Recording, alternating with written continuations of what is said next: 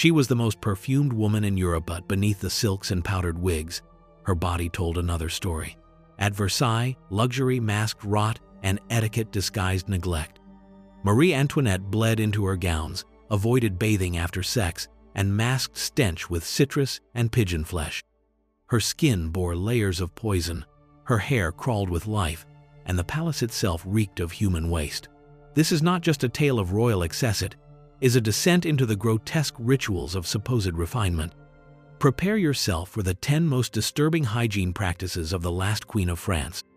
Imagine the glittering halls of Versailles, where chandeliers caught candlelight like suspended stars, and gold leaf curled over every surface like ivy, grown from divine right yet beneath the lacquered opulence. Something rotted. To the outsider, Marie Antoinette seemed carved from ivory and perfume, a living statue draped in silk brocade, her steps silent on polished marble, her laughter trailing hints of orange blossom and crushed rose. But that scent did not come from cleanliness. It was armor. Versailles was a palace of illusion, its beauty so overwhelming it blinded the senses to the stench just beneath the powder. Her gowns, stiff with embroidery and sweat, were rarely washed. Her underarms, her scalp, her feet cloaked in layer upon layer of fabric, and pomade festered quietly beneath the artifice. Inside her corsets, rivulets of sweat traced familiar paths, trapped for days at a time, mingling with powder, oils, and the skin's slow decay. Attendants fussed over the angle of her sleeves and the volume of her skirts, but not the lice crawling at the nape of her neck or the odor that clung to her bodices after week-long wear. There were no daily baths, no soaps scoured across flesh with steam and cloth-only spot cleanings, scented cloths dabbed against the skin, or vinegar rubbed across temples to ward off headaches disguised as filth. Even her breath, sweetened with lozenges and wine, betrayed a rot deepened by decaying teeth and perfumed neglect. Versailles itself was no better. The great halls echoed with courtly gossip, but also with the invisible reek of unwashed bodies and stale chamber pots. Guests relieved themselves behind velvet curtains or in stairwells, then returned to dance minuets as if civility had never slipped. In this palace where elegance reigned supreme, hygiene was not a virtue, it was a threat. Water was feared for its imagined ability to let disease enter the pores, so the very act of bathing became dangerous, even subversive. Cleanliness was theatrical, not literal, and nowhere was this more true than in the Queen herself. Marie Antoinette did not own her body, it belonged to France, to gossip, to legacy, and, in serving those masters, she let her flesh become a canvas for performance, not care. She was both goddess and ghost, seen but untouched, idealized but decaying. The same hands that adorned her with pearls each morning did not dare to clean what lay beneath the skin.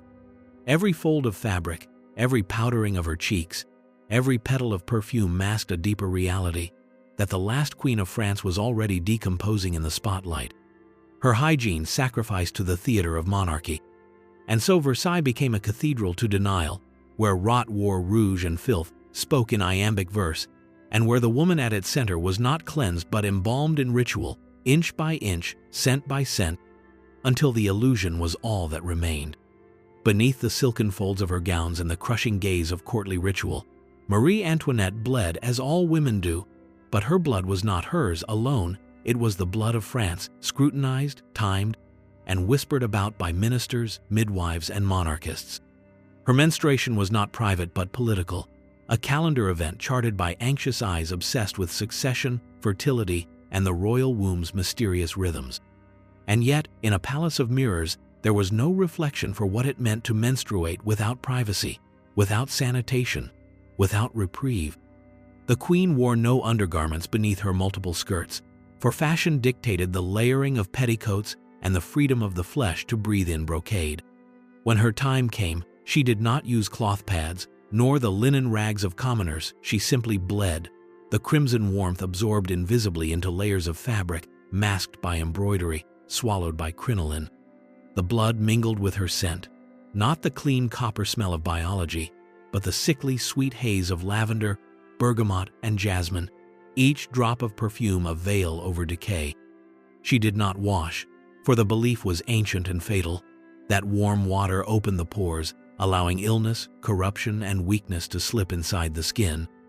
Bathing during menstruation was considered an invitation to ruin. So instead, she was dusted, patted, painted. Her thighs rubbed raw against fabric soaked in secretions while courtiers bowed, unaware, pretending not to notice the faint rust bloom growing beneath the empire blue.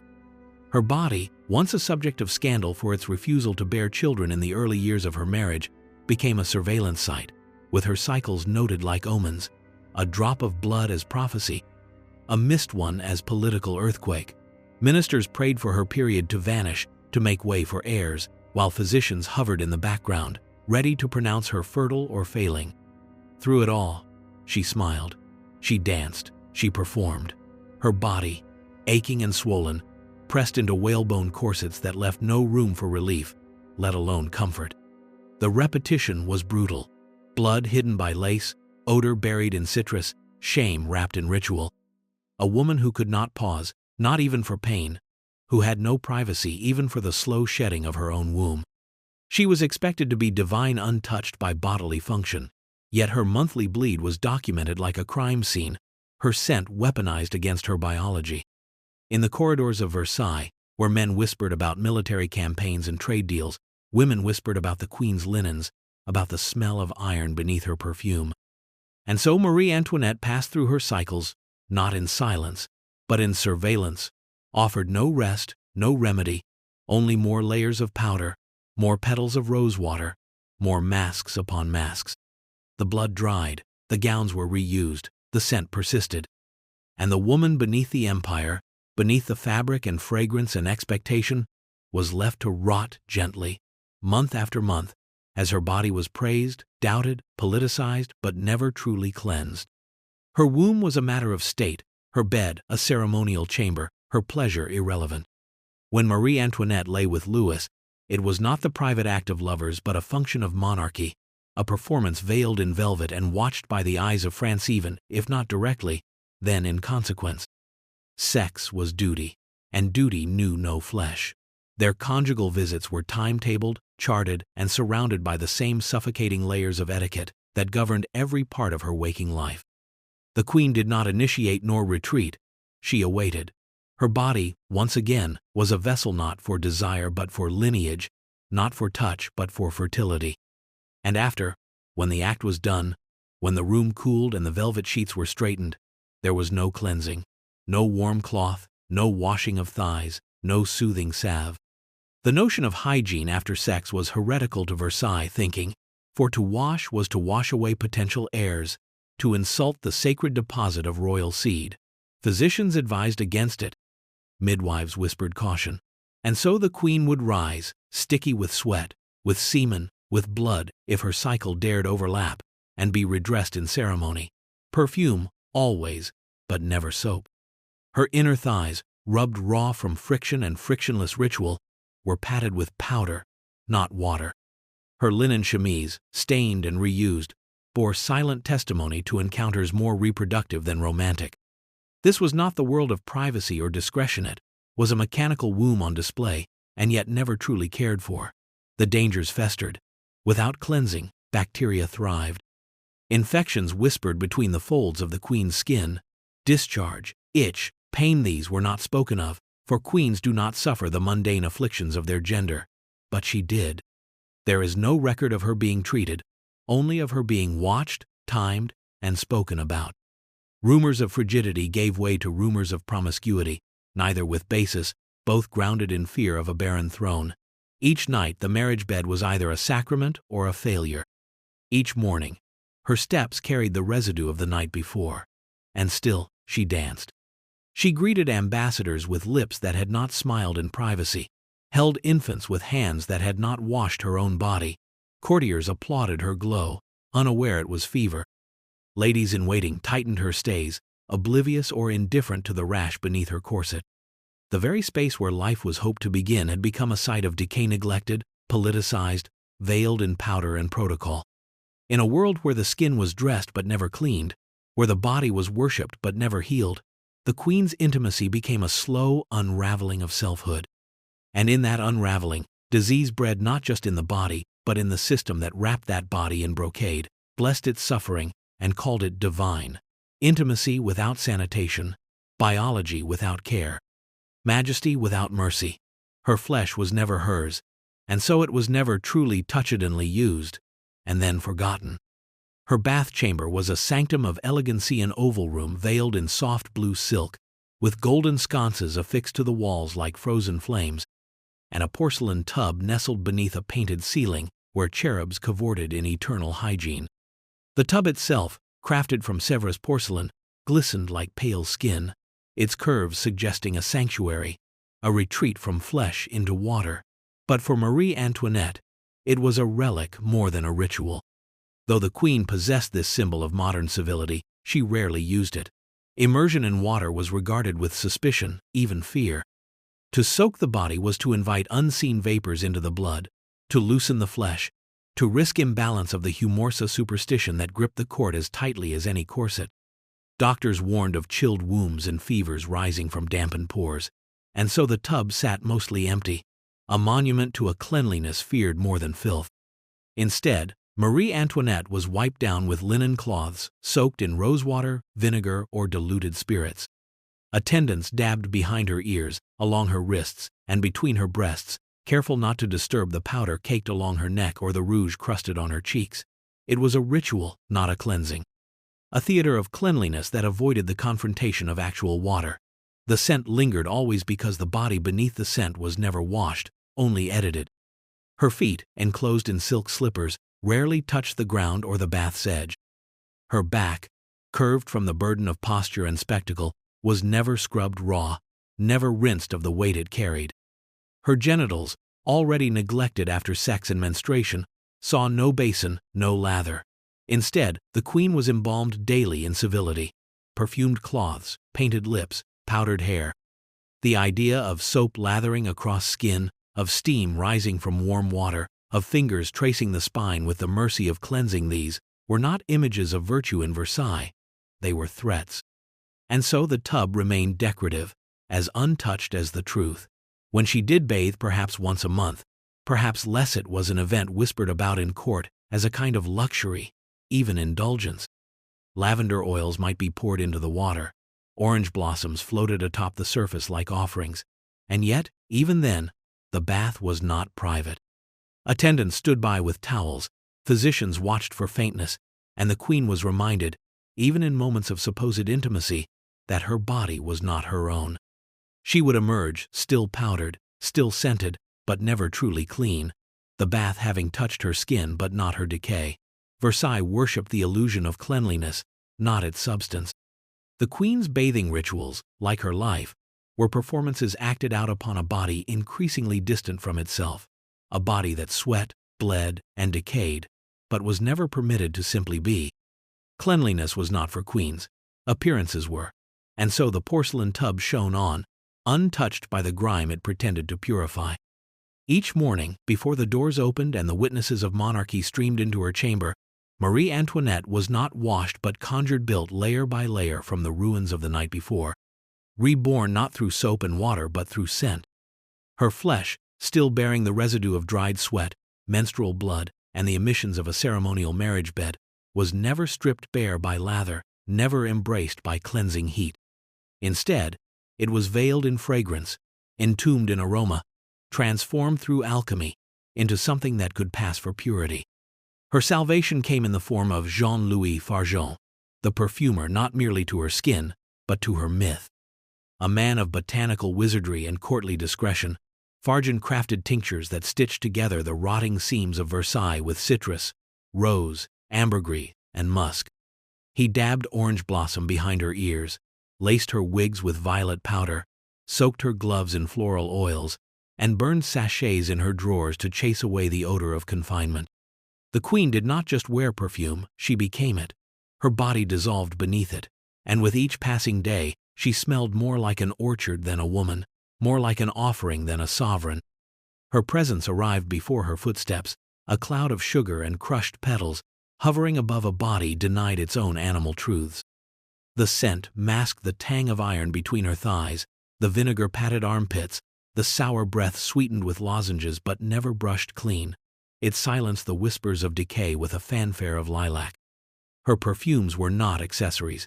They were defenses against detection, against disgust, against herself. Fargen's concoctions contained not just flowers, but politics. He understood that to keep her fragrant was to keep her adored, to suspend disbelief, to push back against the rising stench of revolution that seeped in through the marble cracks of the palace. And so her bed was scented, her fans were scented, even her handkerchiefs were laced with enough volatile oil to choke a courtier. It was not enough to hide her own scent, she had to overwrite the very air around her, to colonize the breath of everyone in her orbit. But scent, like power, fades. By evening, when her bodices had absorbed the day's sweat and her wigs trembled with powdered fatigue, the perfume decayed into something metallic and sour, and the body beneath it whispered its truth again. Yet still, she powdered. Still, she layered. Still, she ordered another vial. The ritual was relentless. The perfumes became more potent, the florals sharper, the masking more desperate. By the final years of her reign, Marie Antoinette no longer entered a room her fragrance did, like a ghost announcing its former life. She had ceased to be flesh. She was now a scent that denied death, a bouquet hurled at a corpse, a living incense stick burned daily to cover the smell of something ancient, royal, and rotting. Her face, revered across the courts of Europe as the embodiment of French beauty, was not skin but scaffolding, a mask built from minerals and poison, layer upon layer of carefully applied illusion, designed not to enhance but to conceal. Each morning, her reflection was not greeted but reconstructed. White lead paste smeared thickly across cheeks and forehead, until every freckle, blemish, and evidence of humanity vanished beneath a ghostly sheen. Her rouge, a concoction laced with cinnabar and carmine, was patted into the dead white canvas to simulate vitality. Crimson life, painted onto skin, slowly dying beneath the very compounds meant to elevate it. Crushed pearls were mixed into the powder to add a luminous shimmer, a radiance that masked the pustules, the flaking, the fissures opening along her jawline and temple. But pearls do not heal, and shimmer cannot soothe. The lead seeped into her pores, weakening the collagen that once held youth in place, breaking down the delicate barriers that separated surface from rot. Over time, her skin thinned, turned gray, erupted in ulcers, and aged prematurely beneath the smiling artifice. But the rituals continued. No blemish was allowed to rise without retaliation, no natural pallor left untouched. And so her face became a battlefield, a site of chemical warfare between appearance and decay. The physicians knew, even then, the dangers. Some whispered warnings about trembling limbs and receding gums, about the connection between the mirror's brilliance and the blood's poisoning, but the queen could not afford to appear undone. Her image was currency sharper than policy, louder than reform. To appear pale from illness rather than paint was to invite political rumor. To appear natural was to appear fallible. And so, day after day, the brush struck flesh like a flail, and the palate did not heal but punished. Her eyes, rimmed with coal and soot, wept silently beneath swollen lids. Her lips, lined in cinnabar and greased with salve, cracked when she smiled. At night, when the paint was lifted with spirit and cloth, what remained beneath was not a woman but a study in erosion. Raw patches, inflamed nodules, the shadow of cheekbones once softened by youth, now carved by chemical neglect. She hid it all beneath beauty, patches, those velvet mouches, shaped like moons, hearts, and stars, placed, not just to charm but to distract, to draw the gaze away from rot. The courtiers copied her, not knowing they mimicked a face disintegrating in real time. And outside the palace gates, France watched, starving and bitter, as its queen grew more powdered, more distant, more unreal. Her visage became the monarchy itself, splendid in its ceremony, grotesque in its denial, and fatally unaware that the glow was not health but hazard. The paint did not protect it, poisoned. The mirror did not flatter it, lied. And the queen, trapped between reflection and requirement, became a monument to appearances so fragile they dissolved her flesh even as they preserved her legend. Her hair, once a cascade of Austrian chestnut curls, became a monument not to beauty but to Berdina, towering edifice of powder, lard, and delusion, rising above her like a second crown, one constructed not from jewels but from the detritus of denial. In the height of fashion, Marie Antoinette's coiffures soared upwards in architectural absurdity. plumes of ostrich feathers, miniature ships, floral arrangements, and entire pastoral scenes embedded into her wigs with wires and pins. But beneath the fantasy was a reality that festered. These elaborate constructions were held together with animal fat, powdered starch, and wax ingredients that, in the warmth of Versailles, turned rancid within hours and attracted not admiration, but infestation. Lice nested deep within the roots, feeding and multiplying, while maggots sometimes burrowed through the dense padding of the wigs, undetected by the glittering court. The queen, swathed in taffeta and flattery, would scratch discreetly with fine silver tools concealed inside her elaborate hairstyle's metal claws, used to relieve the itch without disturbing the silhouette. And scratch she did, even as she dined, danced, and received ambassadors, her fingers gently probing the crevices of her own decay, masked in pearls and perfume. Her attendants powdered her daily, dusting her scalp with flower-thick clouds laced with violet or orris root, believing scent could smother stench, that prettiness could eclipse pestilence. But lice cannot be perfumed away, nor can skin breathe through layers of filth. Hair was rarely washed. Doing so would mean dismantling hours of labor and exposing the raw truth of the scalp, irritated, scabbed, crawling with life. The wigs were not removed nightly. They were often slept in, propped up with pillows, and surrounded by satin to protect the shape. What was once the crowning glory of royalty had become a cage of rot. And yet, the higher the hair, the more majestic the message. Her wigs became symbols of disconnection, height without hygiene, prestige without practicality. As revolution brewed beyond the palace gates, the queen added inches to her silhouette, as if to physically rise above the murmurs of revolt. But lice know nothing of politics. They colonized her just the same. And as she appeared at court with powdered grace and sculpted serenity, a miniature garden blooming atop her head, those nearest to her could sometimes see the truth. The telltale twitch of discomfort, the fleck of movement beneath a curl, the faint scent of old lard clinging to her coiffure. Her hair became Versailles itself, or not, excessive and teeming with life that should never have been there. The queen, radiant in presentation, was itching beneath the surface. Her majesty was not divine but domesticated by vermin. Each scratch was a confession, each adjustment a betrayal of the image she worked so tirelessly to preserve. And still, the hair Rosian edifice of denial, of grandeur grown grotesque, a nest not for doves but for decay, suspended over a body slowly losing its war with nature. Versailles, to the distant eye, shimmered like a celestial mirage. Its gilded gates, mirrored salons, and manicured gardens promised divine order and perfect control, but inside, beneath the chandeliers and frescoed ceilings, the air stank of rot. The palace, despite its aesthetic magnificence, was a cesspool of bodily neglect. There were few toilets, and those that existed were crude, foul-smelling closets used by dozens and rarely cleaned. Most courtiers and servants, unwilling or unable to wait, relieved themselves wherever discretion allowed, behind marble columns, in stairwells, beneath windows, and even inside fireplaces. Chamber pots overflowed by midday, their contents tossed carelessly out of casement windows, splattering onto courtyards and passers-by below. On warm days, the reek thickened, a humid amalgam of ammonia, wine-soaked vomit, and human waste. The walls, adorned with silks and tapestries, hid stains and infestations. Mice burrowed behind the plaster, flies congregated along the draperies, and maggots wriggled through floorboards dampened by centuries of spillage. The queen's private quarters were not immune.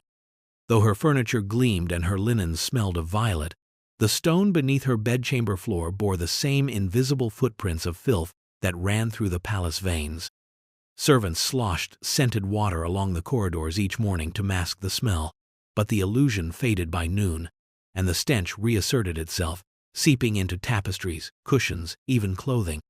Her rooms, so carefully curated with porcelain figurines and imported carpets, were connected by hallways where urine pooled in corners and excrement crusted along baseboards. In winter, the cold preserved the waste like meat in a larder. In summer, it bloomed. Versailles had no plumbing system, no network of pipes to carry away the detritus of daily life. Only buckets, rags, and servants, too overworked to scrub away the accumulated disgrace. The queen, gliding through these spaces in satin shoes, was both above and within it all. Her steps skirted the evidence, but her lungs could not escape the air. At her grand balls, perfumes clashed with body odor. At her levees, sweat mingled with the pungency of chamber pot residue. Versailles was a palace of performance, but it was also a digestive system without relief, an organism that consumed luxury and excreted decadence into its own corridors. The gold leaf curled from the walls as if recoiling from the stench. Spiders spun webs in corners meant for courtiers, and rats dashed between salons like unofficial attendants of the crown. This was not a palace preserved by Godot, it was one decaying in plain sight, gilded over each morning and exposed anew each evening. The queen's world was not a heaven on earth but a rotting Eden where beauty and waste cohabitated, where elegance perched on a crust of filth, and where even royalty could not escape the rising tide of decay. Versailles did not whisper its secrets, it exhaled them with every breath, and the queen, powdered and perfumed, inhaled slowly, pretending not to choke. It began with a trickly stain darkening the corner of a marble floor, a whiff of something acrid slipping through the queen's private corridor, too faint to be named but too persistent to be ignored. The kitchen, a secluded space reserved only for the sovereign's most refined meals, had been considered sacred by proximity, a room where delicacies were prepared not merely for nourishment but for display, where food was art, ceremony, and a reinforcement of divine privilege.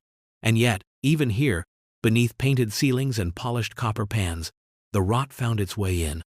Sewage, long neglected in the labyrinthine bowels of Versailles, breached its invisible boundaries and began to seep into the very place where cream was whipped, meats basted, fruits candied. At first it was shrugged off dampness, perhaps, or the moodiness of old stone. But then the smell grew richer, earthier, unmistakably human. Beneath the tiled flooring, pipes of wood and clay cracked under the strain of centuries, and with them came a black slurry of waste, feces, urine, runoff from years of ceremonial neglect. The queen's cakes rose in ovens laced with methane, her water for steeping tea shimmered with invisible contaminants, and still the rituals continued. She sat at table, surrounded by embroidered napkins and golden cutlery, and consumed her contamination with the grace of a goddess. Silver forks lifted morsels from platters that had passed through air tinged with rot. Cream turned slightly before it curdled. Fruit flies swirled lazily above glazed hams. Bread was soaked in wine not for taste, but to obscure the scent of mold. The line between purity and pollution, once carefully maintained by the illusion of distance, had collapsed. There was no longer an outside and inside, no longer filth in the streets and sanctity within. It was all one body now, one system, and it was poisoned. The contamination of the queen's private kitchen was more than a breach of health, it was an omen, a rupture in the myth of separation between royalty and ruin. If rot could reach her plate, what else could it touch? If the queen's mouth could swallow what rats swam through, then the body politic itself was vulnerable. The courtiers muttered, but no one dared suggest the food was unfit for a sovereign. The servants gagged behind their sleeves, but still presented courses with trembling hands. And Marie Antoinette, insulated by custom, continued to dine smiling, complimenting, lifting poisoned grapes to lips stained with carmine and ignorance. This was no longer simply filth, it was sacrament turned suicide, consumption as decay, privilege devouring itself. The grandest table in Europe had become a petri dish of collapse. And in that moment, as sewage steamed beneath the ovens and rot curled beneath every tart, the Queen of France ate not just food, but forewarning. Her meals were no longer nourishment, but necromancy. Each bite a prophecy, each swallow a dirge, and the silver fork, once a symbol of unreachable refinement, now shimmered in the candlelight like a dagger aimed inward. It always began with a knock, the gentle rap on polished wood that signaled the start of another day, lived in the shadow of spectacle. The queen, still heavy with sleep, perhaps still carrying the scent of unwashed skin, dried blood, or spoiled cream, would rise to meet her public in the sacred ceremony of the lever. It was not a moment of privacy, but performance, a sacred unveiling to a court that believed proximity to royal flesh was an honor, even if that flesh was never cleansed. Ladies-in-waiting entered in practiced silence, bearing trays of powders, silks, rouge, and scent.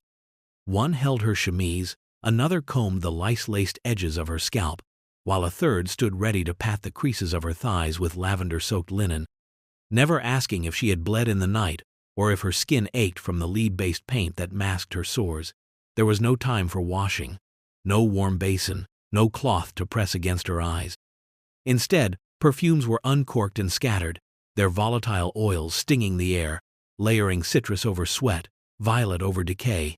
The illusion of freshness spread like frosting across a corpse. Her face, raw beneath its daily armor, was repainted with a surgeon's precision. Mouches were placed to mimic flirtation, even as they hid eruptions. Her mouth, once perhaps parched with thirst or fever, was stained with crushed beetles, a mimicry of youth draped over the mouth of someone slowly, invisibly fading. And all the while, eyes watched courtiers, ambassadors, nobles whose proximity to the queen's morning routine confirmed their power. They inhaled her, but they did not know her. They glimpsed her bare shoulder, the bend of her ankle, but they never saw the woman. What they saw was a mask, a body maintained not through care, but through denial. Versailles did not cleanse its queen. It embalmed her each morning in fragrance and formality, preserving an ideal that had already begun to rot. Outside, in Paris, the air smelled of smoke and bread lines, of unrest, but inside her gilded prison, the air was heavy with orange blossom and deceit. The body of the queen, untouched by water, untouched by truth, had become France itself, decorated, admired, and utterly unclean. Her hygiene was never about neglect alone. It was systemic, institutional, a mirror to the monarchy's rot. The dirt beneath her nails, the lice in her hair, the blood dried into the folds of her gowns, these were not oversights.